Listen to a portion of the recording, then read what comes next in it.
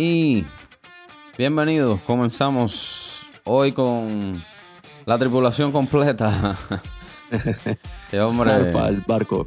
estuvo ausente por complicaciones que hoy también nos atrasaron un poquito, pero aquí estamos, caballero. Una nueva cita con la historia. Darle la bienvenida a mi contramaestre. ¿Sabe dónde viene la palabra contramaestre? Contramaestre de Mafo, ¿no? No. Sé que es una región de Cuba a la que no tuve el placer de ir nunca, pero es un alto rango en los galeones españoles. No sabía, pero viene de ahí el término contramaestre. Es casi como el capitán, pero... Óyeme, comenzamos. La semana pasada empecé Vamos a cambiar la música. Empecé una pequeña seccioncita que es, ¿sabes? Para tratar de corregir algunas cosas que decimos mal día a día.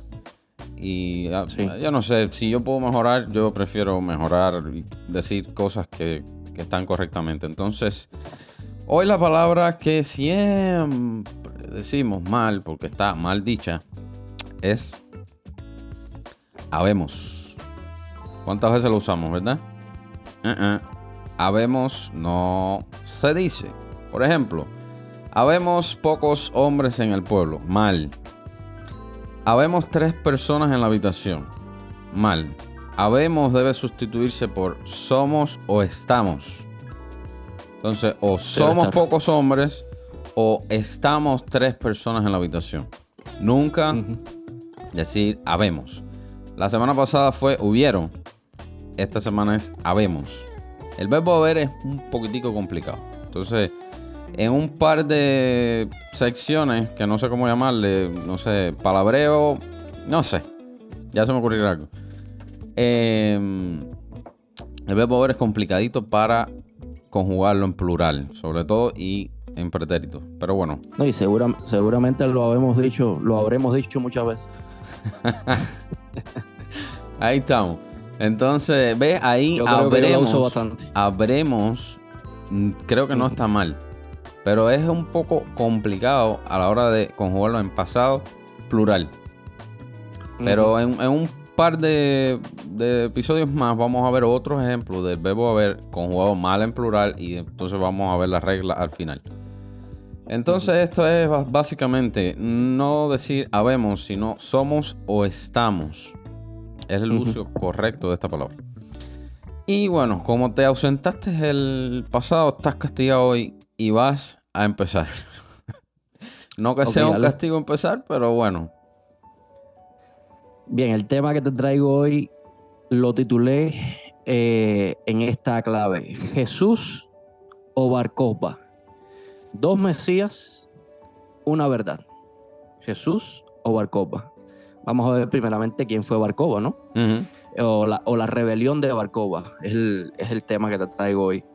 Pero quisiera primeramente comenzar por Jesús, porque en la línea cronológica primero viene Jesús, claro, a quien nosotros hemos recibido como Salvador y Señor. Es el nuestro.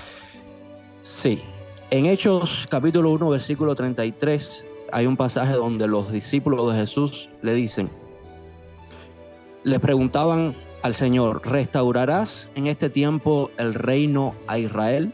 O sea, ya Jesús había resucitado y los discípulos todavía tenían esta pregunta en la cabeza, ¿no? ¿Será en este tiempo que tú restaurarás el reino de Israel? O sea, ellos todo el tiempo habían tenido presente que el Señor venía a restaurar el reino de Israel. Pero primeramente, Ale, ¿qué es el reino de Israel? Era una idea que tenían bien clara los judíos, o sea, los judíos, inclusive los mismos discípulos de Jesús, tenían bien clara que la misión del Mesías era la de restaurar el reino de Israel. Pero ¿qué es el reino de Israel que debería restaurar el Mesías?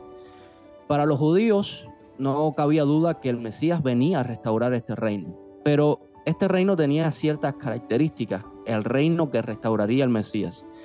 En primer lugar, sería un reino donde Israel gozaría de una paz como tal vez nunca había experimentado o haya experimentado hasta el día de hoy. Como podemos ver, la actualidad de Israel es la guerra constante. Actualmente esta guerra con Hamas no es más que el último episodio de una serie de conflictos que ha venido Israel trayendo desde siempre, porque Israel está rodeado de enemigos. Este ha sido el común denominador de la nación hebrea básicamente desde su fundación. Siempre ha estado en guerra. Entonces, una de las esperanzas que albergan los judíos es que cuando el Mesías venga, va a traer paz. Va a traer paz principalmente con los hijos de Ismael, con los árabes, pero básicamente será un reino pacífico. Tal vez habrían unas guerras al comienzo, pero una de las características fundamentales del reino restaurado de Israel es que sería un reino pacífico. Lo podemos ver en los reinos o en los grandes imperios cuando logran abarcar un dominio, un poder. Una de las primeras cosas que logran traer es paz. No sé si recuerdas lo que llamaron la Pax Romana, ¿verdad? Uh-huh. Es cuando ya Roma logra tener una posición mundial. Hay un periodo de paz. Así durante todos los imperios, inclusive se habla de la Pax Americana, cuando cayó la Unión Soviética entre los años 90 al 2000, donde Estados Unidos ejerció una hegemonía mundial y hubo un periodo de paz. Algo así esperaban los judíos que traería el Mesías de Israel. La segunda característica que traería el reino restaurado del Mesías era una prosperidad. Ese sería un reino próspero, sería un reino donde la nación de Israel estaría ejerciendo un poder económico mundial. Israel sería básicamente una primera potencia, algo así. Y la tercera característica y la más importante que traería el reino restaurado de Israel que traería el Mesías, era un nivel de conocimiento de la Torá, de la ley, de los mandamientos de Dios, de la ley divina, extraordinarios. O sea, el Mesías vendría a hacer que Israel, a través de la ley, iluminara al mundo, ¿verdad? Entonces, básicamente, esto era lo que los judíos esperaban que traería el Mesías cuando los discípulos le dicen a Jesús: ¿restaurarás en este tiempo el reino de Israel? Como referente podemos tener al reino de Salomón, el hijo de David, ¿verdad? Porque fue un reino pacífico, fue un reino próspero y fue un reino donde este rey gozaba de una gran sabiduría.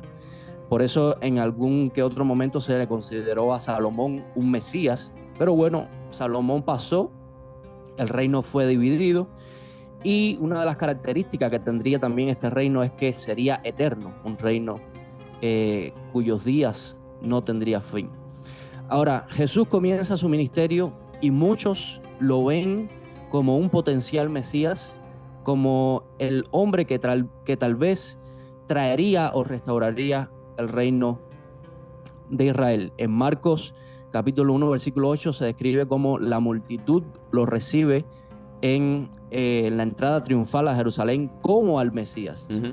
También muchos tendían los mantos en el camino y otros cortaban ramas de los árboles y tendían por el camino, y los que iban delante y los que venían detrás daban voces diciendo: Hosana, Hosana, bendito el que viene en el nombre del Señor, bendito el reino de nuestro padre David. Jesús era hijo de David. Hosana en las alturas. O sea, que de alguna manera en este momento cumbre de la vida pública de Jesús, los judíos lo llegan a reconocer como el Mesías, como el hombre que restauraría el reino de Israel. Pero los evangelios nos describen que Jesús rechaza la posibilidad de ser el Mesías de Israel, o al menos rechaza la posibilidad de ser este tipo de Mesías militar y político que estaban esperando los judíos. Dice en Juan capítulo 6, versículo 15, y sabiendo Jesús que habían de venir para arrebatarle y hacerle rey, volvió a retirarse él solo, al monte solo. Jesús rechaza la posibilidad de convertirse en el Mesías que querían los judíos. En Marcos capítulo 15, versículo 12, Jesús le dice, Pilato le pregunta: ¿qué quieren que hagan con ustedes? Dice, ¿qué quieren que haga con el que ustedes llaman rey de los judíos? Pilato le pregunta a la multitud. Y ellos volvieron a gritar, crucifíquenlo, crucifíquenlo. Pilato les decía, pues ¿qué crimen ha cometido? Pero ellos gritaban todavía más, crucifíquenlo, crucifíquenlo. O sea, de alguna manera la misma multitud que en principio recibe a Jesús o reconoce a Jesús como el Mesías, cuando Jesús no llena las características que ellos esperaban del Mesías, cuando ven que lo que Jesús viene a traer no es un reino militar y político, sino que Jesús dice que su reino no es de este mundo, que su reino tiene connotaciones espirituales. La multitud se confunde y entonces lo ven como un falso Mesías y le piden a Pilato que lo crucifiquen. Y bueno, así termina la historia de Jesús, por una parte rechazado, recordamos el versículo que dice, a los suyos vino y los suyos no le recibieron, rechazado por los judíos por no haber sido el Mesías que ellos esperaban. Ahora introduzco aquí a Bar-Kokhba. Hubo una rebelión, o sea, Jesús muere, resucita, asciende al cielo, pasan algunos años y el pueblo de Israel sigue ansiando la llegada del Mesías. O sea, Jesús de alguna manera no fue el Mesías que ellos esperaban. La historia bíblica sigue, o la historia de los evangelios sigue por otra línea, pero Israel como pueblo sigue esperando a su Mesías. Ellos siguen siendo parte del Imperio Romano, siguen siendo un estado vasallo del Imperio Romano y siguen esperando la llegada del Mesías.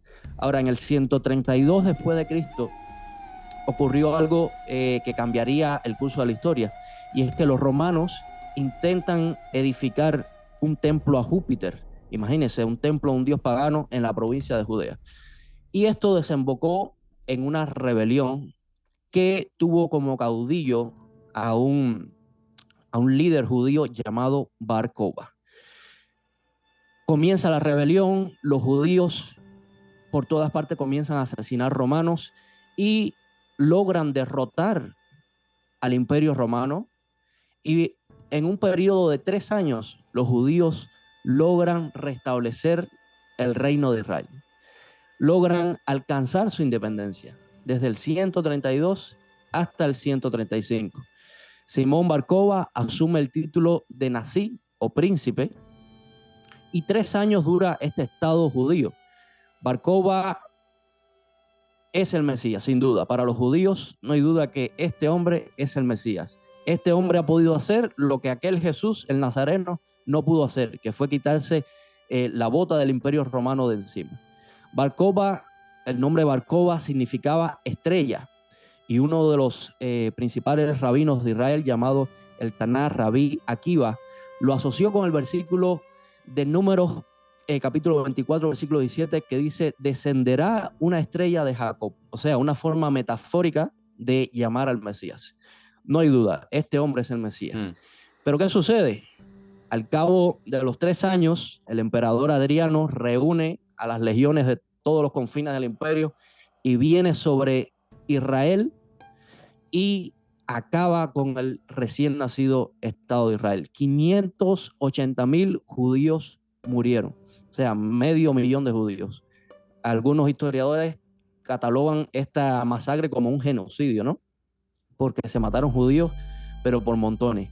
No solamente eso, sino que se les prohibió a los judíos regresar a la provincia de Judea. Esta fue la expulsión definitiva, en donde comenzó la diáspora que duró unos 2000 años.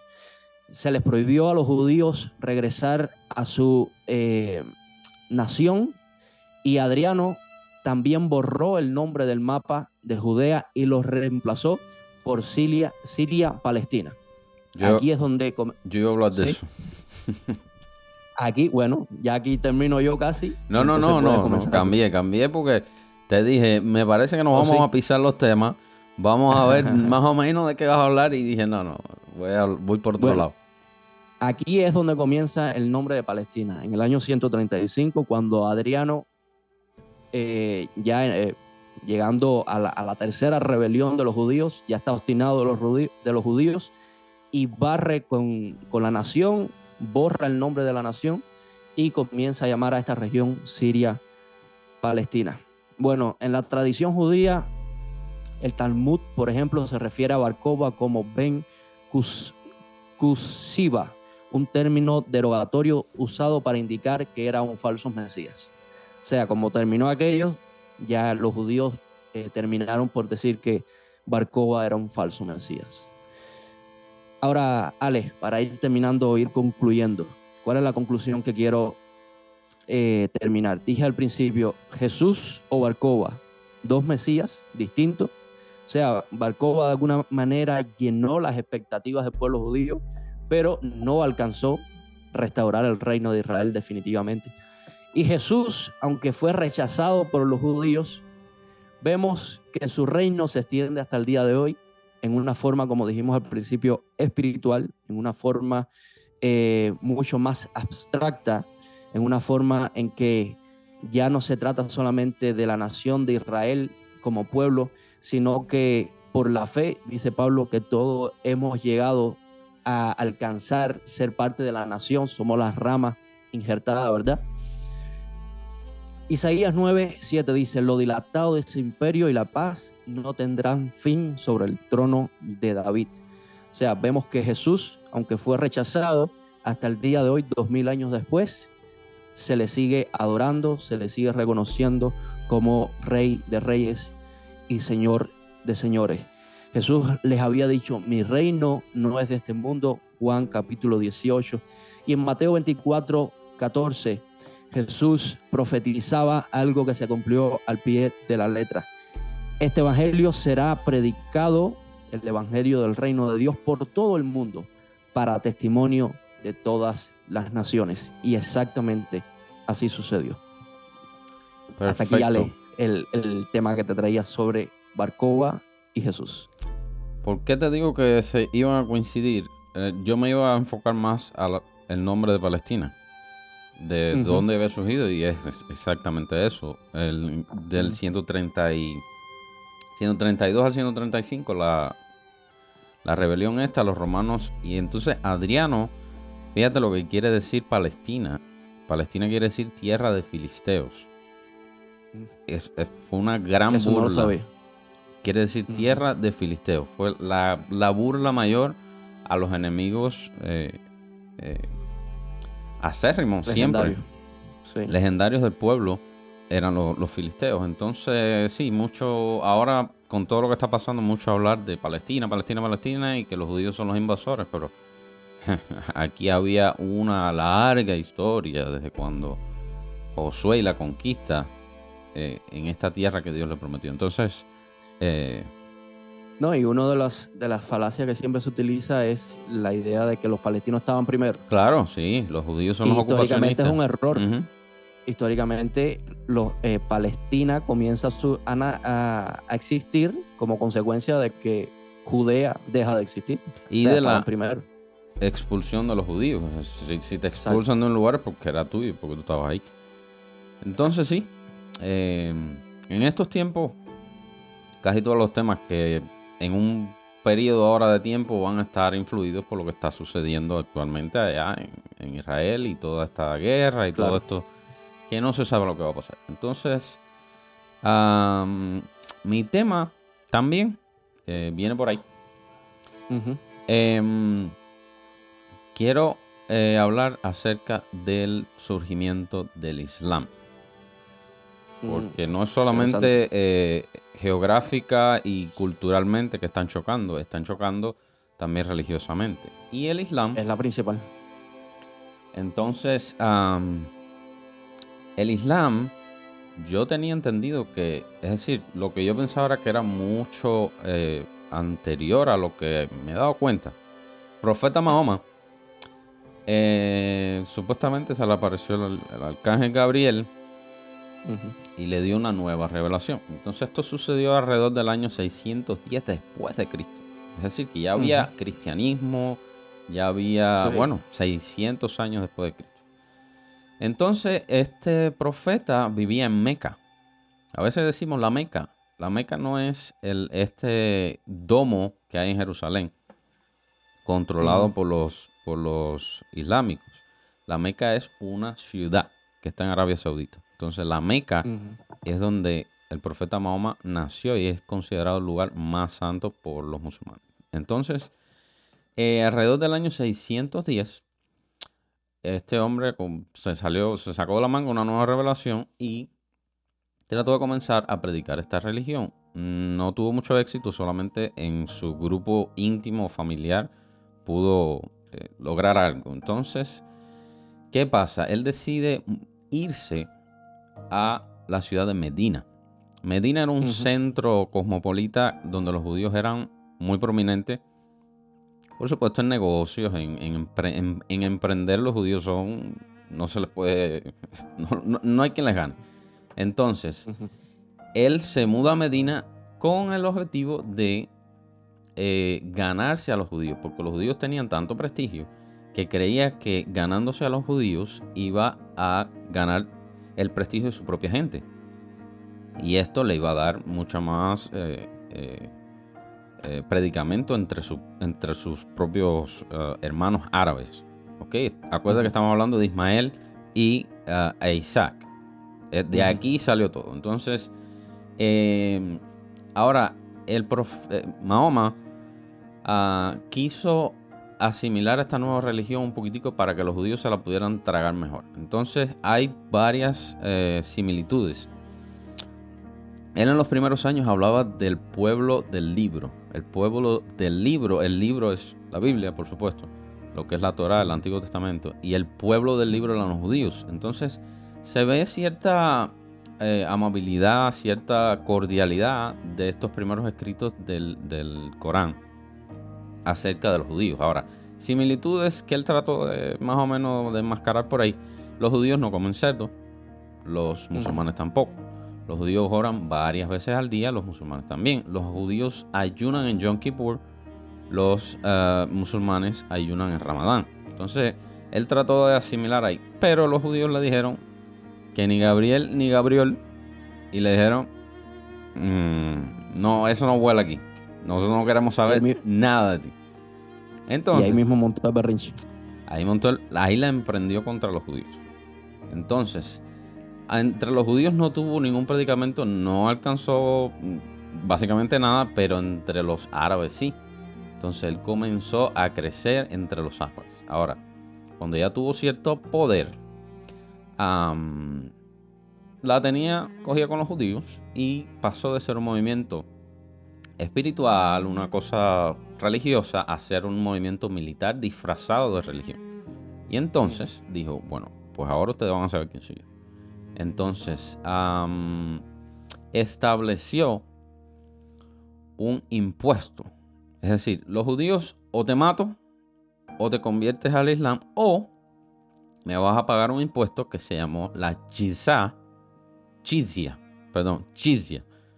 Entonces, este impuesto era básicamente para, si no te querías convertir o no querías morir, pagabas este impuesto. Y era un impuesto de protección hacia los judíos y los cristianos. Recordemos que los cristianos ya tenían 600 años de historia de practicar la religión. Entonces, los cristianos y los judíos eran vistos como ciudadanos de segunda clase. Sufrían toda clase de vejaciones. No podían tocar las campanas de las iglesias. Que uno dice, bueno, qué bobería, pero era parte importante de la liturgia. Y era algo religiosamente importante para ese tiempo. Entonces, vamos a tener que hacer una pausa en unos 5 minutos. Vamos a hacer una pausa comercial. Estoy hablando por fe ya. Pero, entonces, ¿qué pasa? Que vivían bajo este régimen despótico y tiránico los judíos y los cristianos, nadie más. Entonces, esta jizya era un impuesto que se hacía una reunión en el centro de la ciudad y en público tenían los judíos que venir de rodillas y darle esta retribución al mula, algo así, que era el cobrador de impuestos. Entonces, esto era una gran humillación.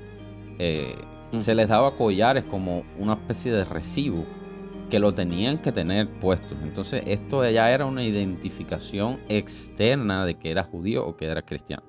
Entonces, la gente piensa que las estrellas amarillas que le daban a los judíos en los campos de exterminio nazi fue un invento nazi. No, esto lo inventaron los musulmanes en el siglo IX. Entonces, sí, esto viene de mucho más atrás. Entonces, este tributo funcionaba básicamente como expliqué. Si no quieres morir o convertirte al Islam, tienes que darnos este tributo. Además de la ignominia y la humillación pública que tenían que sufrir por llevar un collar o por... Si un musulmán venía, ya un islamista venía por la calle, el judío tenía que apartarse para que él pasara.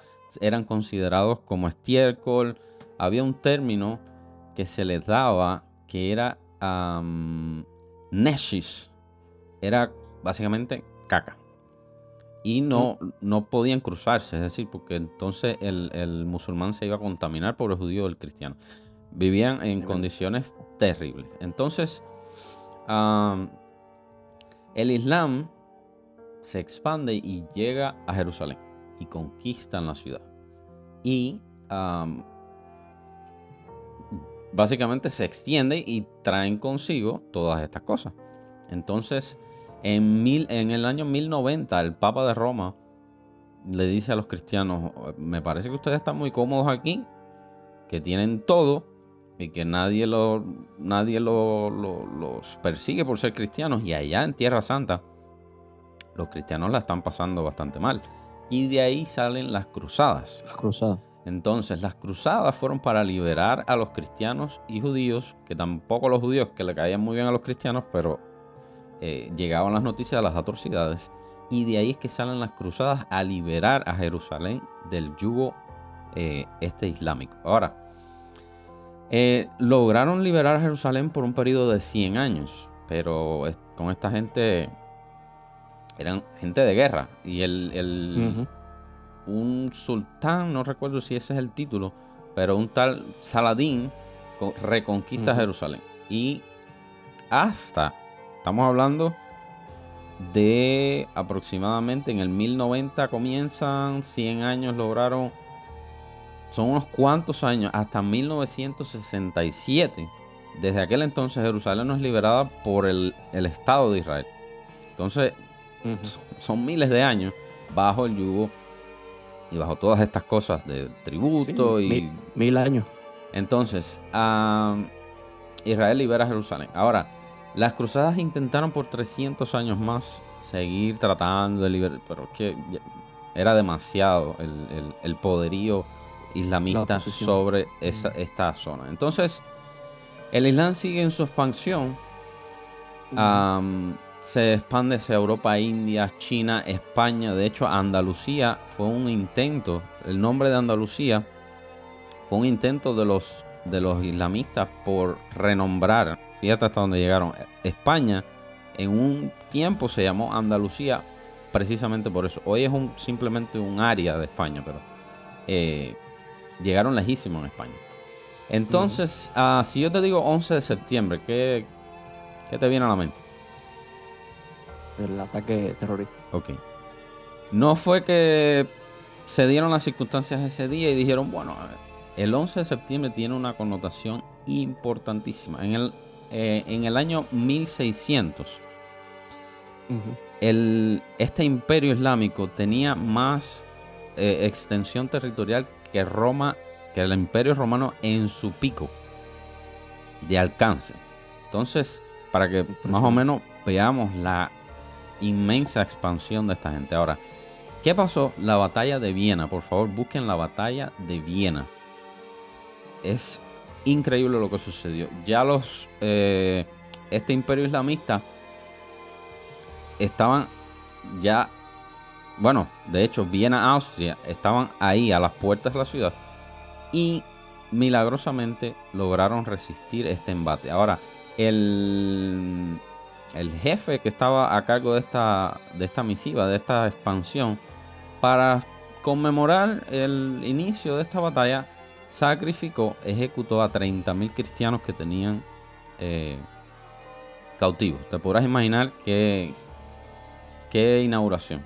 Entonces, Pero Viena logró resistir porque la idea de esta expansión hacia Europa era llegar a Roma y este iba a ser supuestamente el fin del cristianismo. Ellos pensaban convertir a Roma en un establo de caballos y la Basílica de San Pedro, que era el centro neurálgico cristiano, en una mezquita.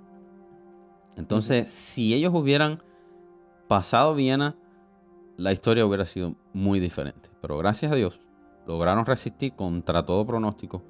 En Viena, busquen la batalla de Viena de 1683. Fue una tremenda derrota, lo cual frenó. Y a partir de ahí, a partir del 1600 al 1800, Europa comenzó su revolución industrial, lo cual le permitió a través de esto, los negocios, la expansión monetaria, tener ejércitos cada vez más potentes para frenar estas invasiones. Entonces, ¿qué pasó luego de la revolución industrial? Lo vamos a ver después de la pausa. Ya seguimos. Y estamos de vuelta. Una pequeña pausa técnica necesaria. Entonces estábamos en que la revolución industrial europea tuvo un gran factor en el frenar esta gran avanzada islámica. Y no es por una religión, no es por oponérsele a una religión, es por todo lo que conllevaba. Los cristianos pasaban todas estas cosas que explicamos. Entonces era algo tan tiránico y tan despótico por el simple hecho de ser cristianos. Y Europa era básicamente casi toda cristiana. Entonces, la revolución industrial logró que los ejércitos se fortalecieran y entendieran la importancia de empujar esta avanzada islámica hacia el Medio Oriente y hacia el norte de África, que fue donde los lograron relegar. De ahí, bueno, el 11 de septiembre es sumamente importante por esta gran derrota que tuvieron, y esto comenzó a abrir los ojos de Europa, que no podían permitir esto. Entonces, en 1924 terminó oficialmente este califato. El califato era el imperio, el poderío imperial que tenían esta gente. Cuando el presidente de Turquía, Ataturk, era un secularista. Ataturk. Parece que Art Attack. Ataturk, hermano de Art Attack. Entonces, era un secularista que dio derechos a las mujeres a votar, a la educación, es decir, abrió completamente este yugo que tenían los musulmanes. Ahora, para poner esto en perspectiva, este imperio islámico terminó en 1924, cuyo imperio ya había existido por más de 1400 años y terminó hace menos de 100. Esto en términos históricos fue antes de ayer. 100 años. En la Primera Guerra Mundial, ¿no? Nada. En la Primera Guerra Mundial. El 24 por ahí. Entonces, bajo este imperio murieron 270 millones de personas. Y esto terminó solamente hace 100 años. Es decir, que la cosquillita de este imperio sigue viva. Y ahora todos estos descubrimientos de petróleo en Arabia Saudita, del ayatolá en Irán, le están poniendo leña al fuego para que no solamente en cuestiones de recursos, sino también en cuestiones espirituales, pueda volverse a resurgir esta especie de gran imperio. Entonces, y todo lo que con él conlleva, no es la religión, es lo que plantean y lo que le hacen sufrir a los demás. Entonces, en la historia esta de Mahoma, cuando se mudó a Medina, él trataba y hacía incursiones a su tierra natal de Meca para, por la fuerza, imponer el Islam. Ahora, al ver que no podía, ¿qué hacía? Hizo un tratado de paz con Meca por 10 años. Entonces, bajo el Islam hay algunas excepciones que no se consideran pecados para ellos. Jurar o hacer un convenio de paz siempre y cuando esté justificada a destruir al enemigo. ¿Qué te dice esto? Mahoma hizo un tratado de paz con Meca por 10 años, lo cual le tomó 2 años para romper. ¿Qué hizo? En esos 2 años reagrupó gente, reunió recursos y contaba con el factor sorpresa, porque por 2 años no nos han agredido. Hicieron un tratado de paz de 2 años. Oye, parece que la cosa... ¿Qué quiero decir con esto? Bajo el Islam no es ningún problema romper un tratado de paz. Ninguno. Porque no hay ninguna regla moral que si es para derrotar al enemigo, ellos tengan que adherirse religiosamente, es decir, por cuestiones religiosas, a un tratado de paz. Entonces, tratados de paz, Yasser Arafat, no sé si también la segunda intifada en el año 2000 fue en el año 8 de un tratado de paz de 10 años. Entonces, todos estos tratados de paz y estos convenios y estas cosas con los árabes no dura mucho. Porque es que están justificados por su religión a romperlos. Tratados con Irán casi nunca salen bien. Sobre todo, ahora 270 millones de personas murieron con espada. No había armas de destrucción masiva, no había armas nucleares.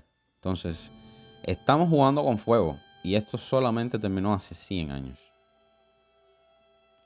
Bueno, ahora mismo estaban en un proceso de los tratados de paz creo que le llamaban de Abraham, los tratados de paz de Abraham que inició el presidente Trump, que ya todo eso se cayó. Se cayó, sí, pero esta guerra o lleva a un conflicto mayor donde todas las potencias mundiales se unen, que no quiero entrar ahí, o a un tratado de paz, lo cual puede romperse en cualquier momento. Así que básicamente esta tensión que siempre hay entre el Islam y el judaísmo viene de toda esta historia desde el 610, lo cual ha sido consistente durante todos los años. A donde quiera que llegan, imponen lo mismo. El otro día escuchaba a un soldado judío que decía: nosotros queremos paz. De hecho, está en el texto fundacional de Israel, que queremos la paz con nuestros vecinos, pero él decía: ¿cómo vamos a tener paz si ustedes no tienen paz? ¿Cómo nos van a ofrecer? Ustedes, entre ustedes mismos, refiriéndose a los árabes, están en constante guerra. Entonces, es complicado el tema de la paz. Todos estos movimientos de apoyo en Occidente, gays por Palestina. Déjame decirte que ningún gay, en Palestina no hay gay, porque te tiran de un edificio, así que por favor. Entonces... sí, es súper irónico, ¿no? Es súper irónico esta unión entre el progresismo y el radicalismo islámico. O sea, tú dices que tiene que ver uno con el otro. No tiene nada que ver, pero bueno, es el mismo espíritu que opera ahí detrás. Y como dicen los que saben de este conflicto, si Palestina depone las armas, hay paz. Si Israel depone las armas, no va a haber Israel. Entonces, claro, hasta aquí podríamos estar hablando de esto, pero creo que hay que hacer un podcast dedicado a la guerra, ¿eh? Yo creo que tenemos que sí, ambos investigar y poder hacer algo en conjunto, complementándonos ambos. Sí. Entonces, caballero, hasta aquí lo que se daba. Vamos casi por 10. Ahora viene fin de año y la cosa se relaja un poco. Vamos a tratar de llegar a 10, hacer una especie de temporada, un parón, reagrupar, ver detalles técnicos, que siempre nos pasa algo. Claro. Y que este programa es nuevo. Comenzar con una segunda temporada ya reavivada. Es como los niños cuando empiezan a gatear. Se van a caer. Se van a dar su golpecito. Sí. Así mismo. Entonces, oye, esperamos tenerte por acá siempre. Un placer, mi hermano. Nos Aquí vemos, estamos. brother. Bendiciones. Un abrazo.